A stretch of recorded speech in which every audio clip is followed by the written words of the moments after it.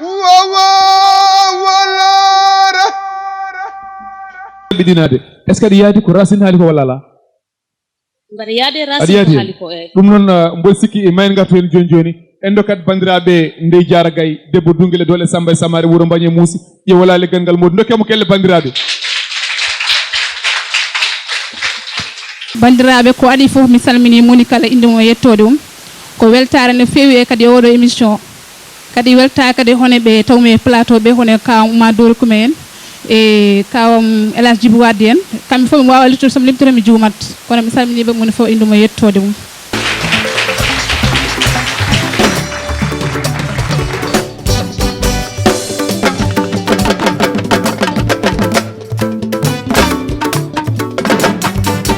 Chali kange lolo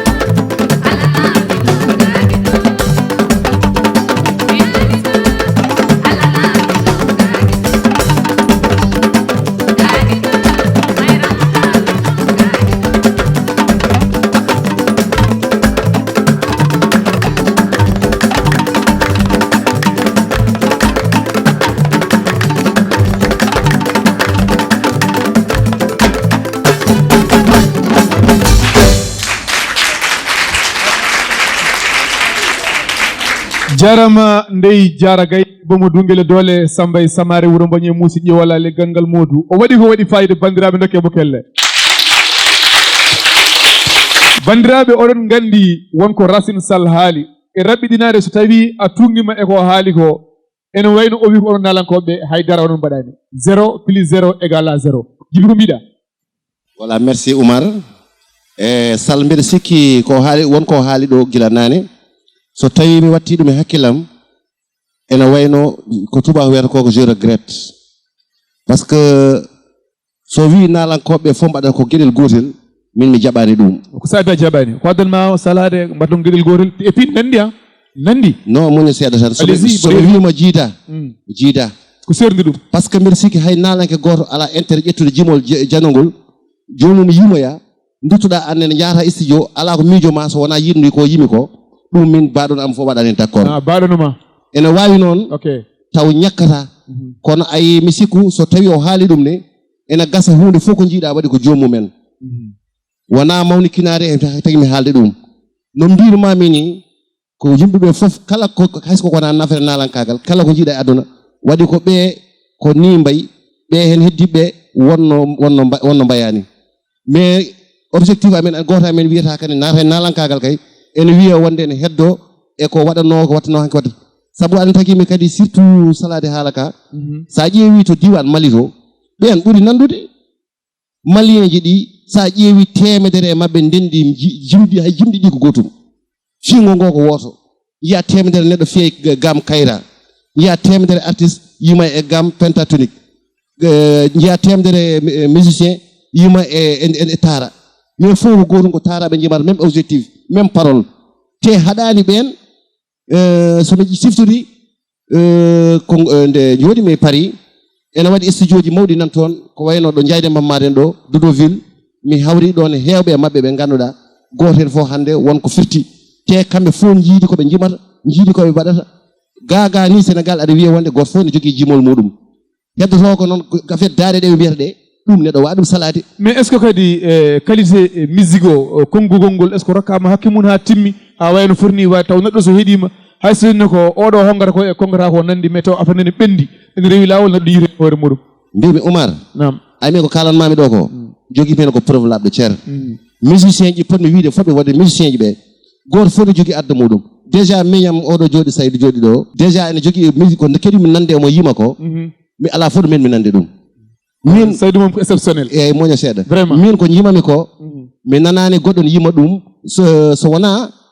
sukaɓe ene wasata neɗɗo fof sene fuɗɗo jogoro alay saago ɗo yogo mo ñemtini wasata ñemtinoɓe min wasata ɓe ñemtintumi goɗɗo kadi wasata mo ñemtini kono goto amen fof kala ko ƴetti e jimol mum mbiɗa sikki ko ñemtini ko fof ƴettata fof ha nanda textayi en garade e Saydou Pam on ñingama par ce que kon wakkiɓe guettuji moɗon jamma e ñalawma oɗon corokta oɗon mbaɗa desaɗo e desdaɗo e desde hoore muɗum mais ɓe mbi ɗum soɗon mbaɗa ɗum on jarata yeeso te kadi sa ƴeewi e nder fina tawa men elle nalanke wakkade e hoddu mum walla guitare mum yaaha e sehil mum walla e goɗɗo ɗum ene jeeya hen holko mbawɗa jabade hen exactement eyyi so tawi min mbiyama e wonde min bakkode kolle amen jaaha minen ñaagui o vraiment yimɓe fof jiida wonɓe mbatta noon kono noon ɓe bonni ille nalanko woɓɓe ɓe peut être mbiɗa waɗa noon mais min cikkim komi weɗata teni hersini so tawi wiyam nalankagal meɗen yarani yees woni hen ƴetti preuve pawi ɗum ɗo nete exactement a yahata aɗa ñaagui o jaaha mariage uji jaaha baptême aji bon ha ganduɗa a wawa gollade ko foti ɓendude pour yimɓeɓe keeɗo hen mbawa naftorade so tawi ko ɗum waɗi ɗum ganda ɗum ko gacce nalankoɓe donc min bon yimɓeɓe won gueɗe noon kamɓe tan ñawat ɗum jooɗade nden jabniri yimɓeɓe min mbaɗata ni ni min mbaɗata pour min wona ɗum won safare muɗum sikki moƴƴo safare muɗum so tawi minen mbaɗatno noon min jeema tan ko change uji so tawi min mbaɗtan noon min ɓeyɗon nangude ɗon min gollo gueɗe gotel aussi no woodi so yafuɗon woni holguel aɗa andi eɗen mbiya cosan meɗen comme nani grand hal sall grand sall exactement voilà bon o wiye wondi awluɓe ɓe mbaɗa ƴetta woto ñamtinde awluɓe ɓe ñamtino wambaɓe ɓe ñamtino non ɓen ko ɓen won gueɗe hay goto wawa ɗum ñamtinde c'est à dire musique ne yaaji halpularen ko ɗum woni gueɗe meɗen c'est à dire a wonat toroɗo walla gona ñeño goɗɗo tan gara mbiya aɗa yimo jima jimol gawlo non gawlo en jogui gueɗal muɗum an aɗa wawi heɗade gawlo ko gawlo ma wala firti tan jaafuɗon firti tan so tawi a ari e jonde aɗa waajo yimɓe boni fof yiyande muɗum Allah rokkima dani welde naftor dani maɗa o rokkima wawde hodde naftor koɗgol maɗa mais so tawi aɗa waɗi triché yata yaade luɓandu juutata jamais donc ɓe suni hen woni gueɗe kam wawɗum juge ko yimɓeɓe jugeat mais so tawi mbeɗen e nder mabɓe mom waylo so tawi mi ala nder mabɓe mom ɓeydo tinnade e façon mbaɗimi o merci. On nani ko Saydou Pam haali ko wasata oɗon jogui hen yiyande Racine wonkoɓe kaali beele ko jiɗɗa haalde ko exactement beele ɓe paami ɗum hano hannirta ni walla cikkuɗa no ɓe jabori ni won musal gongol ngol ɓe ndewi ko wona ko jiɗɗa haalde ko. eyyi ko idi fof Oumar ko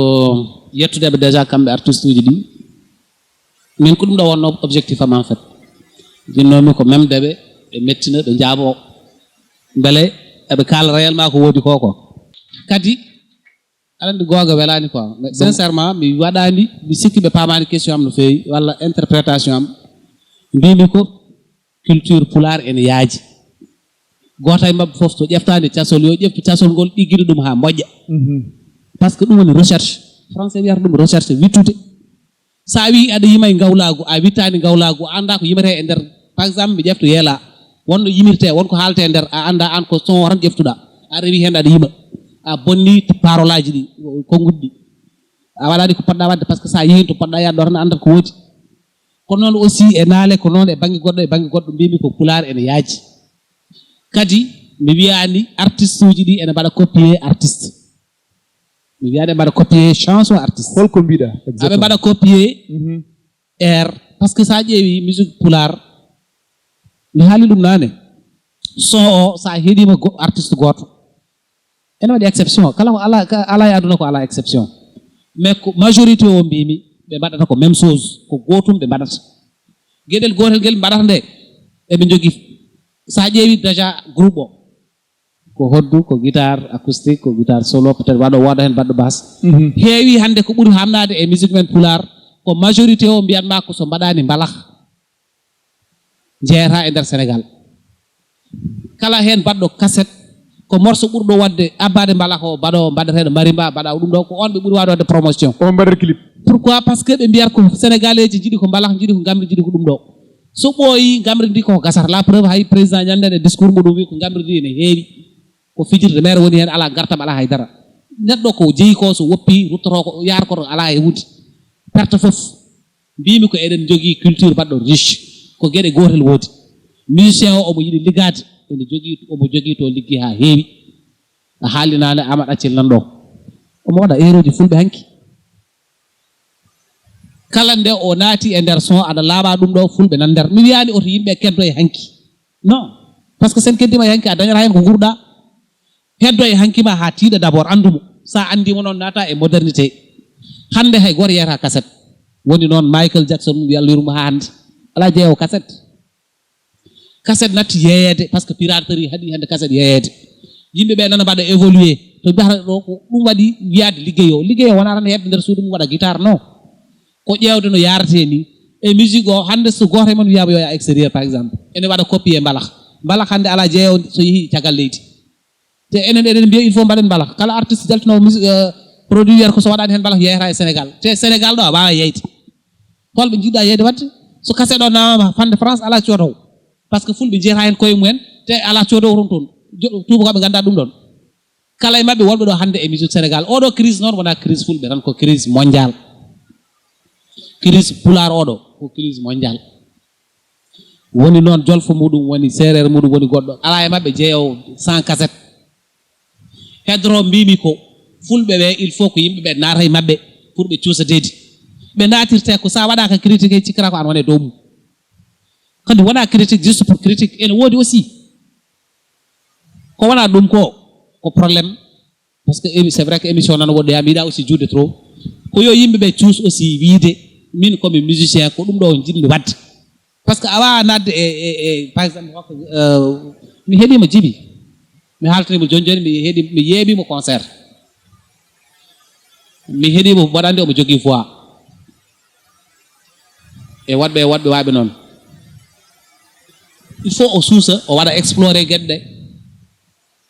ɗe c'est-à-dire que enen jogii caɗeele keewɗe nder mi haali naane par ce que goto ene waɗi ko bloque yimɓe haa heewi mais oto wi tan komi bloquaɗo donc komi kaɓaɗo ko walla mi ala haydara non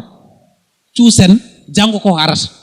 so arani noon mboɗo heddi e ko gonmi ko hande ari fof suusde nde noon koye on base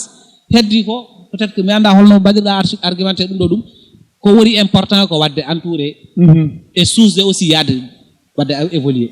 mi haali naane cassette wonta yeeyede an aɗa ɗamini hannde yaltini may ngari évolution he aɗa ɗamini wadde première cassette te cassette natti yeede ko mbatta cassette il faut ƴeewa mbaadi gondi no ganduɗa aɗa wawi wuurde ko heewi ko woni nder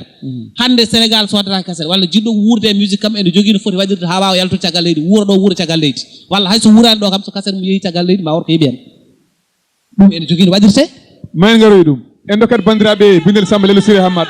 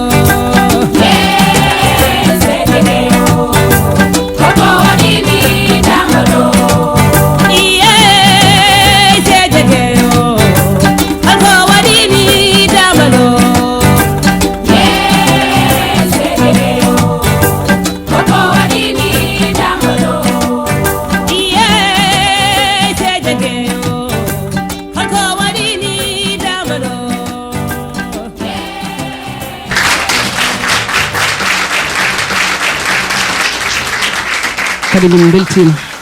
kadi nde ɗo jonde ne yooɗi kadi sinno ko sago nde jonde waɗa ɗo tan kadi ni so waɗi kala nalaga ma hen hoɗum kala ko nandami minen koye mam jiiten koye men kadi minen komin awluɓe kono ko jomin naate musique Allah jarama noon jarama yo Allah juutnu darde nde merci